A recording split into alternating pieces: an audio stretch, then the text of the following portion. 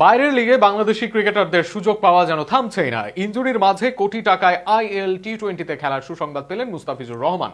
অপরদিকে আরেক বাঁহাতি পেসার শরীফুলের এলো আরো বড় ডাক।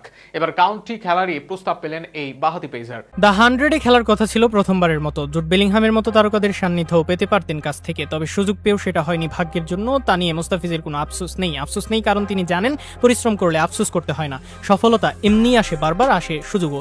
সেই সুযোগটাই আবারও এলো ফিজের। কোটি টাকায় 100 মিস করেছেন, আবার কোটি টাকার সুযোগ পেয়েছেন আইএল টি-20তে। নতুন আসরের জন্য দুবাই ক্যাপিটালসের সুযোগ পাচ্ছেন ফিজ। গত আসরে পারফর্ম করা ফিজ যেন ছিল ক্যাপিটালসের সোনার হরিণ। সেই সোনার হরিণকে আরো একবার ধরে রাখলো তারা।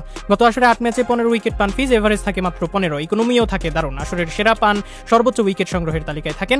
সুযোগ পেলে হয়তো সেরাদের সেরাই হতেন তিনি। সে কারণে স্টয়নিস, পাওয়েল, নূর আহমেদের মতো তারকাদের সাথে রেখে দেওয়া হয়েছে ফিজকে। ফিজের পারফরমেন্সে মুগ্ধ হয়ে তাকে ধরে রেখেছে দুবাই ক্যাপিটালস। অপরদিকে ইংল্যান্ডে এক বাংলাদেশির পারফরমেন্সেও মুগ্ধ হয়েছে আরো একজনকে, ডেকেছে কাউন্টি ক্লাব। এই সিজনে কাউন্টিতে সুযোগ দেন বাংলাদেশি পেসার হাসান মাহমুদ। কাউন্টির হয়ে তার আছে ম্যাচ উইনিং বোলিং।